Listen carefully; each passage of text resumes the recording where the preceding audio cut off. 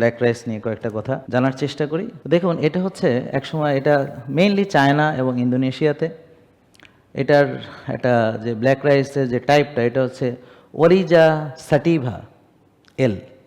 এটাকে বলা হতো এম্পারার্স রাইস, অর্থাৎ রাজা বাদশারা খেতেন এবং সাধারণ মানুষের জন্যে এটা নিষিদ্ধ ছিল। এটা ছিল ফরবিডেন রাইস।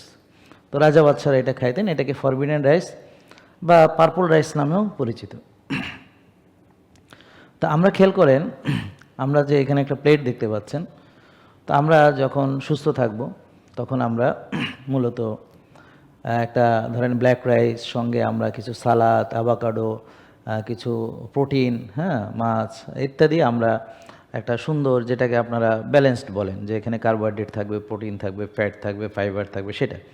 কিন্তু যাদের ডায়াবেটিস আছে তারা ওই যে বললাম সাময়িক সময়ের জন্য সে ভাত খাবে না, কিন্তু পরবর্তীতে সুস্থ হওয়ার পরে সে কিন্তু খেতে পারবে না।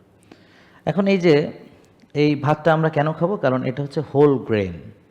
তো পবিত্র কোরআনে আল্লাহ তাআলা আমাদেরকে অ্যাকচুয়ালি এই real food, whole grain food এবং বলা হয়েছে এটা হচ্ছে আমাদের শেফা।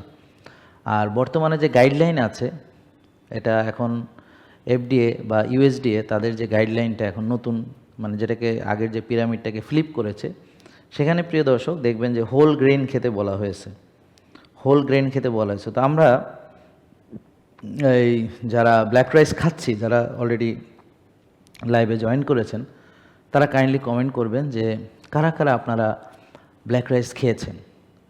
তো এটা অল্প খেলে আমাদের পেট ভরে যায়, কারণ এটা হোল গ্রেন, এটা বায়ো অ্যাভেলেবেল, এটা হচ্ছে আপনার লেপটিনকে স্টিমুলেট করে, যার ফলে আমাদের যে দ্রুত আমার স্যাটিসফ্যাক্টরি সেন্টার, এবং আমরা কি করি, আমরা একটু খেলেই আমার পেট ভরে যায়, মানে অল্প খেলেই হয়।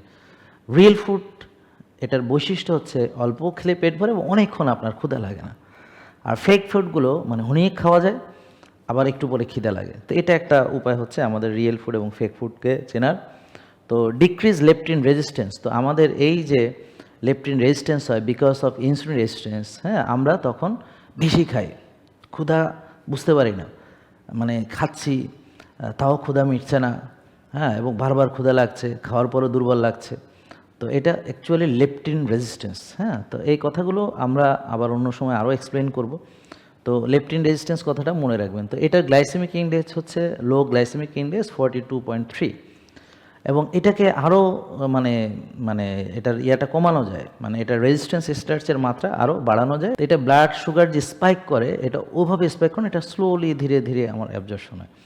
জেকে লাইফস্টাইল লিমিটেড, ওষুধ মুক্ত সুস্থ জীবন।